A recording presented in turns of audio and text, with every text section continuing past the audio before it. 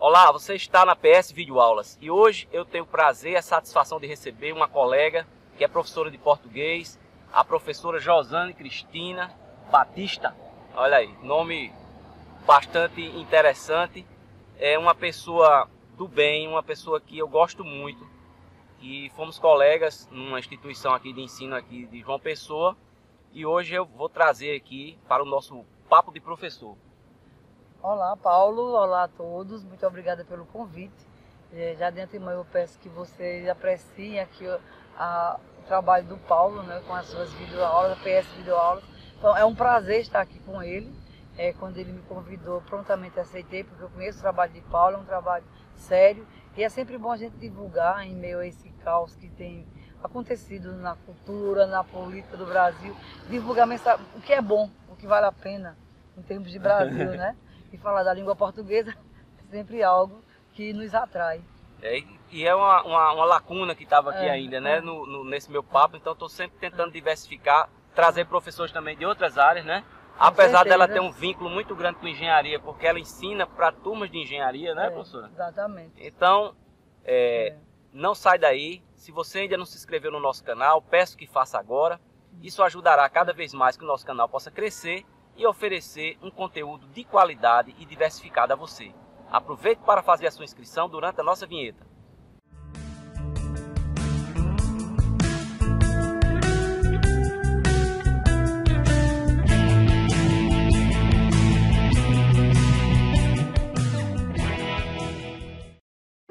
Papo de Professor. Estamos de volta com a professora Josane Cristina, minha amiga, professora de português, que é uma coisa que está precisando, não é, professora? Que as pessoas se liguem mais, que melhorem o seu vocabulário. E eu gostaria que ela fizesse essas primeiras considerações também mostrando como é que está esse aluno hoje, em termos de português, que é a nossa língua pátria, né? A nossa língua nativa. Na verdade, o que acontece é o seguinte, os alunos, as escolas têm pecado muito no tratamento, na forma e no método como trabalha a língua portuguesa, né, Paulo? Nenhum falante nativo da língua portuguesa vai para uma escola para aprender a língua portuguesa, porque ele já sabe, ele já tem a língua internalizada, ele já tem a gramática internalizada. O papel da escola é aprimorar, na verdade. O problema são seus vícios também, né, que os traz, né? Língua. Sim, porque a língua portuguesa, a nossa língua, não só a língua portuguesa, como todas as línguas, elas têm instâncias de variações. Nós temos a língua, diversos padrões. Você tem o padrão formal, você tem o padrão informal. E o que predomina muito no nosso dia a dia, no nosso cotidiano, é o padrão informal. E daí surgem os vícios. Que o falante, que é o papel da escola aí no caso, é o que eu sempre digo aos meus alunos, que eles observem com quem eu estou falando, onde eu estou, para quem eu estou escrevendo, o que eu estou escrevendo, e a partir daí ele nivela o padrão linguístico adequado àquela situação. Porque hoje, em termos de língua portuguesa, nós trabalhamos o que é adequado e o que é inadequado. Então, se você vai produzir um texto acadêmico, é lógico que você tem que observar as regras, o vocabulário, você tem que observar a estrutura sintática. Mas no seu dia a dia, no cotidiano, a tendência do falante é utilizar-se de gírias, de supressão de sílabas. Mesmo falante letrado, mesmo falante que tem um nível acadêmico, ele tende a relaxar. Não queremos dizer com isso que as normas não devam ser respeitadas, elas estão internalizadas. E o falante, mesmo na informalidade, ele, consciente das normas, ele não infringirá as normas. Ele não precisará usar concordância, dizer a gente vamos, por exemplo, se ele em si sabe que nós vamos, nós iremos, certo? Mas o que acontece muito a grande preocupação é a contaminação, é a não consciência. Existe um gramático bem conhecido da nossa área, o Evandro Bechara, que ele diz que todo falante da língua portuguesa deve ser um poliglota dentro da própria língua. Ele conhecer as variações regionais, ele conhecer as variações de gênero, no caso, a idade de uma pessoa influencia no vocabulário, no léxico. A bagagem sociocultural dela influencia. O local do contexto dela, exatamente, né? do contexto, onde ela está, tudo isso influencia. Então, cabe ao falante ele direcionar-se e ter consciência onde eu estou. E o que foi que aconteceu, professor? A gente nota assim, a carência de fluência, principalmente na escrita, né? Talvez até por conta da tecnologia, né? A gente começa a se acomodar e começa a achar que não é necessário escrever. Eu vejo, as novas tecnologias são fundamentais, elas estão aí. O problema é o mau uso delas, né? O nosso aluno Ou então hoje, o uso exacerbado, né? O mau uso, o mau uso dessa forma, né? Exageradamente também. Porque o que acontece muito com o aluno? Hoje é muito mais fácil. Você passa um tempo para ele fazer uma pesquisa, ele corre para um site de busca. E ele encontra aquele texto pronto. Então ele não se dá o trabalho de ler, não se dá o trabalho de compreender. No nosso tempo do colégio, a gente tem que copiar. Então, na cópia, você termina aprendendo alguma coisa. E lendo, né? e lia, né? Eu tenho passado, professora, recentemente com meus alunos, quando eu pego turmas de primeiro período, que eu vejo que a deficiência é enorme, o que é que eu faço? Quando eu tenho oportunidade, eu peço que eles redigam. E tem que ser na mão. Nada de computador. Porque eles vão ler os textos e vão fazer um resumo. É o famoso fichamento que a gente diz, né? Mas não precisa fazer fichamento. O que eu quero, na verdade, é que eles consigam estruturar as ideias. Com certeza. A leitura é a base da escrita. Quem lê, escreve. Então, o que acontece muito hoje, da dificuldade que o nosso aluno tem em influir num texto, é a não leitura. Ninguém escreve sobre o que não conhece. Isso eu sempre digo a eles em sala de aula. É preciso ler, é preciso conhecer, é preciso entender as articulações de um texto, seja de que gênero for, para poder aí elaborá-lo. E também, se você quiser ter opinião sobre qualquer coisa, você tem que ler, às vezes, mais de uma fonte. Com certeza. Não é porque, para você poder formar uma ideia do todo, se você não beber de várias fontes, você vai ser direcionado por aquela pessoa que falou ali. Então vai virar quase como uma lei, não é, professora? Aí você vai perder o que a gente chama de senso crítico. Com certeza. Que eu acho que é o mais importante. O que é que você falaria desse contexto aí que eu estou falando, do senso crítico dos alunos? A crítica, a leitura consciente, a leitura com interpretação, com compreensão. A leitura só se processa quando o falante é capaz de devolver, já com as marcas dele, o texto que ele leu. Então ele leu o texto, mas ele é capaz de falar sobre o texto, de comentar o texto, de acrescentar até mais elementos daquele texto. Dialogar com o leitor, como se deixasse o DNA dele lá, exatamente, né? Tanto que quando a pessoa escreve, você sabe, rapaz, esse negócio está muito parecido com o texto de fulano. Porque ele tem uma métrica, ele tem uma estrutura, não é? Até o vocabulário que ele utiliza, né, no texto. Ou seja, ele tem aquela capacidade de impingir ao texto a marca dele. Aí a leitura se processou por completo. Aí ele mostrou que entendeu. Porque o falante, na hora de escrever, ele sempre leva para o texto uma visão de mundo. A visão de mundo que ele tem. Mas para ele escrever, é preciso que ele conheça o tema e que ele leia. E eu sempre digo aos alunos, a leitura é a base da escrita. Eu também tenho aquela ideia que todos nós somos críticos em potenciais, né? Com certeza. Principalmente dos outros, mas eu acho que o mais importante é sermos autocríticos. Ótimo. O primeiro crítico do seu texto é você mesmo. Não é? Se você escreve uma coisa que você mesmo não gostou, é mau sinal. Então não jogue isso para frente, não. Porque se você que fez já não gostou, então provavelmente as outras pessoas não irão gostar. Também o inverso, né? Se você gostou, não quer dizer que os outros vão gostar também, né? Não tem garantia, não. Faça uma nova leitura, faça uma nova reescrita. E em outra instância, peça para alguém dar uma lida no seu texto. Aí é onde entra outra coisa que eu gosto de passar para as pessoas. Você tem que ter humildade. Se você não sabe, eu estava comentando aqui com a professora, as letras das minhas músicas, normalmente, eu levo para casa dos meus pais e discuto com minha mãe e minha tia. Então, você abrir as coisas é muito importante, porque as pessoas vão te ajudar a construir aqui e dali. Às vezes você não vê o seu erro, né, professora? Mesmo você tendo uma bagagem bacana, tudo, isso não quer dizer que você não vai errar. O que acontece muito é que o autor, ele ganha tanta intimidade com o texto, que muitas vezes ele nem percebe falhas, nem percebe necessidades de mudanças, né? Então, isso é um exercício. Os autores, eles leem, releem, modificam. Nunca, é difícil, o mesmo autor vai escrever o mesmo texto 2 vezes do mesmo jeito. A tendência é que ele vá mudando, que ele vá acrescentando, trazendo novos elementos, né? Mas esse exercício de você escreve, lê, pede para alguém ler, modifica, isso faz parte da produção textual. Agora, você falou uma coisa interessante que eu estava aqui processando, você não consegue ensinar a pessoa a falar, nem a escrever. Quem vai aprender é a própria pessoa. E como é que ela vai ganhar essa fluência? Exercitando, repetindo, não é? E as pessoas hoje, professora, eu vejo que elas estão assim, sem essa disposição. Porque o ser humano, ele precisa repetir. Com certeza. Veja bem, a aquisição da fala é um processo natural. é a convivência, né? Quando o falante nativo de uma língua, ele vai desenvolvendo a capacidade, a habilidade da fala, ele também vai absorvendo a língua nativa.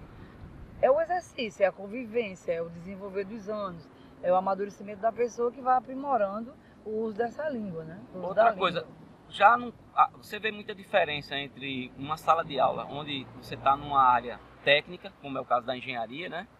Qual é a dificuldade que você enfrenta em relação a uma outra área que você já lecionou?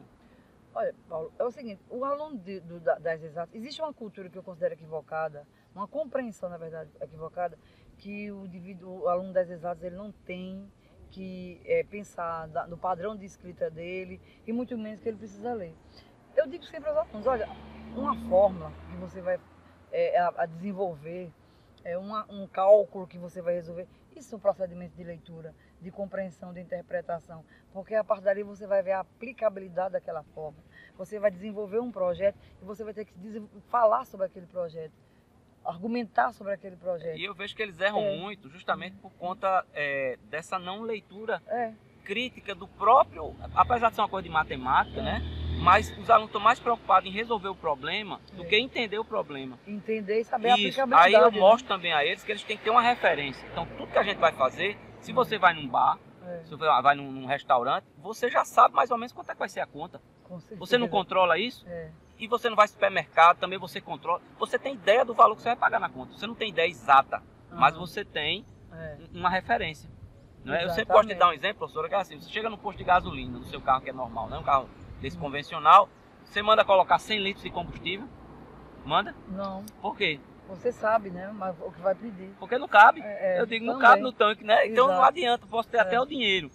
Mas é uma questão de referência. Então por que você não manda botar 100? Porque você sabe que o litro de um carro é 50, 60 litros no máximo que cabe. Certo? Exatamente. Então se a gente passar a ter essas referências naquilo que a gente fizer, começar a ter criticidade dos resultados, mesmo que a gente erre, porque isso é normal, todo mundo erra uma conta, alguma consideração, sim, mas pelo resultado você vê que está errado e você se autocorrige. E a escola é aprendizado, né? Ali é o laboratório, é o exercício, é prepará-lo para o campo, para o mercado de trabalho. Então ali é onde vai aprender, vai fazer, desenvolver, repetir, refazer. Isso seja o texto, isso seja o cálculo, que é um texto também. Eu diria assim, qualquer coisa na sua vida. As pessoas às vezes ficam assim avessos a matemática, a métricas, mas se você for fazer um bolo, que é uma coisa assim, você tem que pesar, você tem que medir, tem tempo, tem uma série de métricas que estão disfarçadas ali dentro. E se você errar qualquer coisinha, você vê a ordem dos ingredientes influencia. Com certeza. Não é, professor? Com certeza. Ou seja, pode falar. Essa questão da criticidade, da capacidade de percepção e interpretação, isso faz parte. É um exercício. O aluno tem que pensar nisso, ele tem que entender que a sala de aula é o laboratório, é onde ele vai. Então ele vai escrever, ele vai reescrever.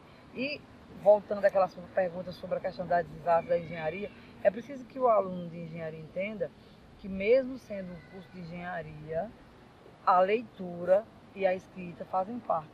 Porque é um equívoco pensar, porque eu sou engenheiro, eu escuto de aluno em sala de aula. Eu vim para aqui porque eu não quero estudar português. Eu vim fazer engenharia porque eu não gosto de português. Sim, mas é a sua língua, é a língua pátria, é a língua com a qual você se comunica, sonha, pensa, fala. E você tem que saber ter um bom uso dela, onde quer que você esteja. Eu sempre digo, para você aprender qualquer coisa, você tem que ter os saberes básicos. E quais são eles? Ler, né? Que não é ler, é interpretar. Ler compreendendo, certo? Né? E ter essa ideia de quantidade, que são as referências, como eu estou falando. O mais importante de tudo é você ter referência. Se você tem referência, dificilmente você erra e não se corrige. Então não precisa ninguém dizer que você errou. Você mesmo vai ter essa capacidade de compreensão. Não é, professora? Exatamente. Como a gente falou no início. Então, se você escrever um texto e você não gostou, o que você tem que fazer? Reescrever. Mesmo que você escreva e ache que está legal, pode ser ainda que possa melhorar do rebuscamento, né? Você rebuscar o texto, ou então até um trabalho que você está fazendo também. Você tem que procurar novos caminhos. O que eu noto é que as pessoas às vezes eles aprendem um caminho, professor, e querem sempre ir para aquele caminho. Mas a gente tem que estar aberto, porque é como a criança ela aprende tudo porque ela é como uma esponja, né? Faz até essa analogia. Ela absorve tudo. E a gente vai ficando muito travado quando vai assim, adquirindo conhecimentos e vai perdendo esse poder de absorver as coisas. Mas a criança, ela aprende a língua puramente, como você disse. Ela aprende, ela está no convívio, ela não tem ainda o desenvolvimento, a capacidade da censura que tem o adulto. Que vai ter, porque isso vai sendo construído com a cultura, né? Com o aprendizado.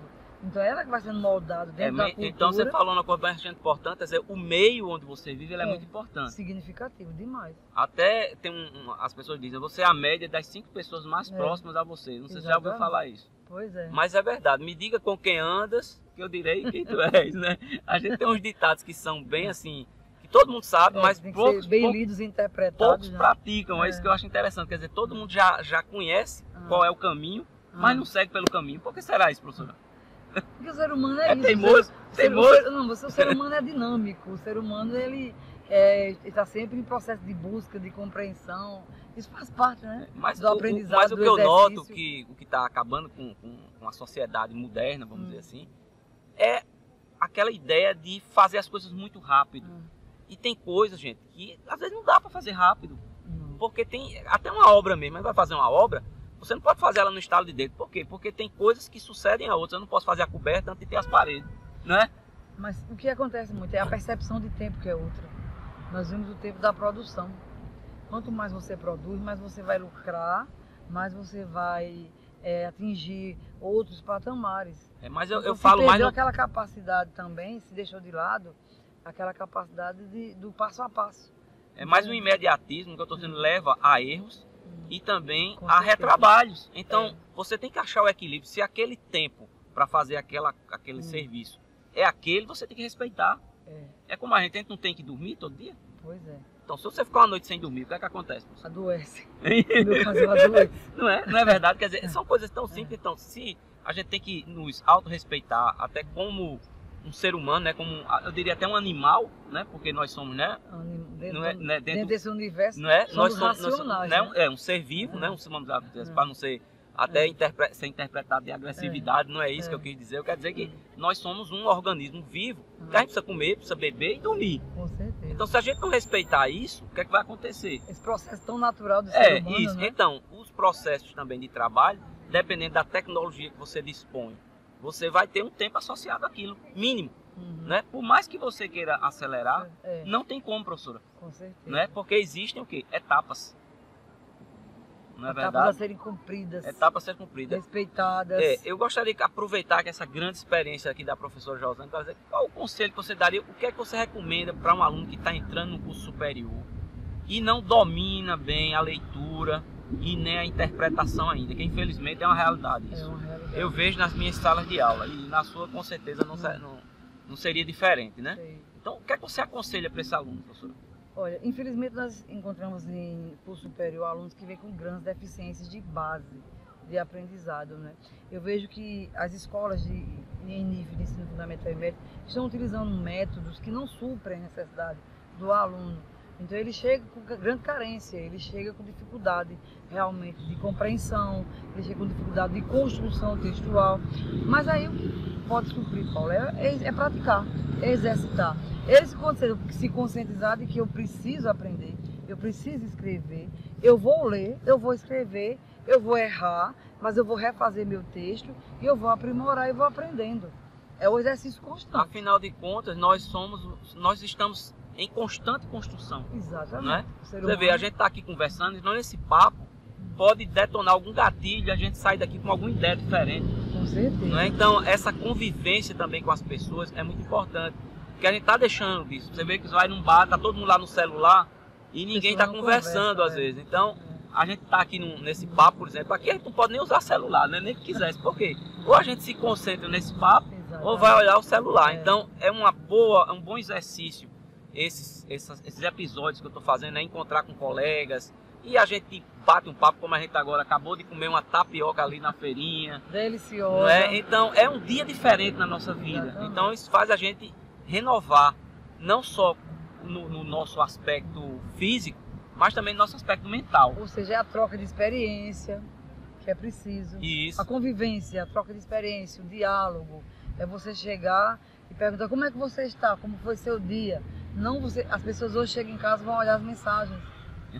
Esquece de perguntar aí, bom dia. E outra coisa, e você reimprimir os seus contatos, que isso é importante, porque por mais amigo que você seja, se você não encontra mais com uma pessoa, aquilo vai se distanciando. Perdemos o elo. Não é? De uma forma natural.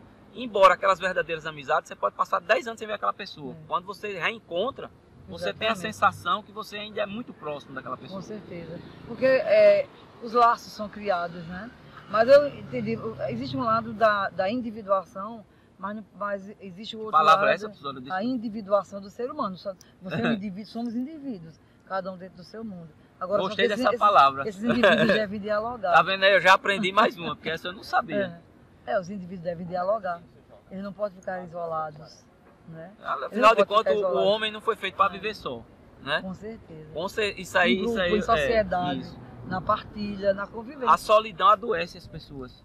Se não for bem trabalhado. Não é? Adoece. Porque você pode estar numa solidão saudável. Não, mas eu tenho uma frase que eu disse. Olha que frase. A solidão coletiva é medonha. Essa é uma frase minha, viu? Certo. O que você acha dessa frase? Parabéns. Não é? Às vezes você está rodeado de gente e você está mais só do que quando você está sozinho. Exatamente. Por isso que eu digo. Você tem que ver, né? Há momentos de solidão que são importantes. Não, uma coisa é você fazer um isolamento para pensar, para alguma.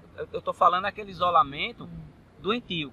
Sim. Não é? Que deixa você numa situação de, às vezes até de penúria, né? Exato. Você tem pena de si mesmo. Então eu acho que isso é em parte porque se você não convive com as pessoas, você tende a ficar isolado. Exato. Um ser antissocial, diria assim. Antissocial. Não é? Que é uma outra situação, né? E há momentos que ele tem que parar, ficar com ele mesmo e estar muito bem. E se a pessoa disser aqui, né? Não, você foi para um papo, não, porque, gente, esse contexto tem tudo a ver. Se você tem felicidade, se você se sente bem, você escreve melhor, você fala melhor, você tem mais capacidade criativa. Abre o seu sorriso também, que é muito importante, né? E senão você vai ficar aquela pessoa enclausurada em si mesmo, vai ficar duro, não é, com as pessoas, e isso vai se refletir o quê? Na sua própria vida. Exatamente, ou seja, o processo criativo, né, de cada um, dentro do seu contexto, dentro do seu mundo, dentro do seu universo, faz parte do bem-estar das pessoas, né, Paulo? É necessário isso, que as pessoas procurem estar bem com elas mesmas. Por exemplo, a leitura engrandece. Você viaja nas páginas de um livro, te faz muito bem. Outra coisa que eu também não acho engraçado, né? Tem gente que fica dizendo que o livro vai se acabar. O livro não vai acabar, gente. Olha, o livro físico mesmo é muito interessante. Às vezes eu leio muito também na internet, né? No computador. Mas o livro, ele ainda é muito importante. Na minha estante, eles têm lugar reservado. Nem que seja para decorar. Porque tem muita gente que gosta de livro para decorar. Bota o livro lá na estante. Nunca abriu, professora. Não, mas é importante ler o livro. Eu tenho feito isso, uma experiência com meus alunos. Muita gente que reclama que eu não tenho livro na biblioteca e tal. Mas existem uns livros lá. Quando a gente pede para o aluno pegar, são poucos aqueles que se interessam, professor. Eles querem resumo, querem slide, que eu também não gosto de dar slide. E no meu caso, que eu tenho um monte de videoaulas lá, que fala muito mais do que qualquer slide, não é? Uma videoaula. Então, professora, gostaria que você fizesse as suas últimas considerações aqui. Eu acho que o papo foi bacana, a gente passou uma mensagem aí direta para o nosso público. Eu quero agradecer por seu convite, né? Dizer que é sempre um prazer falar de língua portuguesa, foi um prazer te reencontrar. Mas falar da língua portuguesa, falar da necessidade da leitura, da necessidade da escrita, da necessidade do aluno compreender que a língua é o código de comunicação dele, que onde ele estiver, ele falando da língua portuguesa, ele está sendo lido e avaliado pela forma como ele se comunica, como ele escreve. É um cartão de visita. Exatamente. Assim como você quer se vestir bem, se você falar bem, articular bem, você vai levar vantagem. Vai ter, com certeza, uma projeção melhor. Né? Para uma entrevista, né? Para tudo, para o relacionamento do seu trabalho. Do seu trabalho, a sua convivência, certo? O respeito, né? O respeito que ele vai ter do outro em relação... Porque a gente tem que entender o seguinte, Paulo, que o tratamento que se dá à língua portuguesa, a forma como o falante se comunica através da língua, tem a ver com elementos como o contexto social, cultural dele, como o meio onde ele está inserido. Eu não posso cobrar de um falante que não teve a oportunidade de ir à escola. Você sabe que o Brasil ainda é um país com 8 milhões de analfabetos. E fora os funcionários, né? Exatamente, fora os funcionários, que isso aí é um problema da escola. Eu não posso querer que um falante que nunca teve acesso à escola, ele tenha o mesmo padrão vocabulário de um doutor de engenharia, como você. Não, que é isso. Certo? Eu sou igual Ou a todo seja, mundo, que ou seja, somos iguais. Nós devemos entender hoje falando, por isso que eu digo, é preciso saber que em língua portuguesa trata o que é adequado e o que é inadequado. Ele se comunica com o analfabeto. Ele se comunica. Agora ele vai denunciar esse limite do analfabetismo, com certeza. certo? Na sociedade. Por isso ele não pode ser excluído. Não tem quem consiga fingir o que não é. Exatamente. Agora, pode até tentar disfarçar, mas não consegue. Agora, em se tratando dos nossos alunos, que é o nosso foco aqui, né, de atenção, o nosso aluno ele deve procurar aprimorar cada vez mais o uso que ele faz da língua através de Só lhe corrigindo um pouquinho, professora, e também os professores, porque esse programa aqui é feito também para você, professor, para que a gente divida essas nossas experiências, nossas angústias também, inquietações, né? E a gente democratize vamos dizer, a nossa sala de aula, né, que envolve todos esses atores, né, alunos e professores. A sala de aula é formada por esses dois elementos, né? E eu acredito muito quando é que uma sala de aula funciona? Quando há essa sinergia entre aluno, professor e aluno. Porque um não vive sem o outro, são indissociáveis. Exatamente. Mas infelizmente tem turma que não nos recebe tão bem assim, então cria um bloqueio. Às vezes é preciso que o aluno, ele é o processo da maturidade também, né? Ele às vezes vai reconhecer aquele ensinamento mais para frente, quando ele está no mercado de trabalho, quando ele para refletir mais adiante, ele vai amadurecendo, mas eles acabam reconhecendo. Porque existe assim um paralelo entre exigência, né? Exatamente. Porque quando você começa a exigir um pouco mais do aluno, ele nem sempre ele acha isso bom. Mas pode acreditar que eu acho que eles gostam mais dos que exigem, eles querem isso, essa exigência. Gostar minha amiga aqui, Josane. Foi um prazer, muito obrigada. Obrigado demais. E como é que a gente faz no final dos episódios? Até as próximas.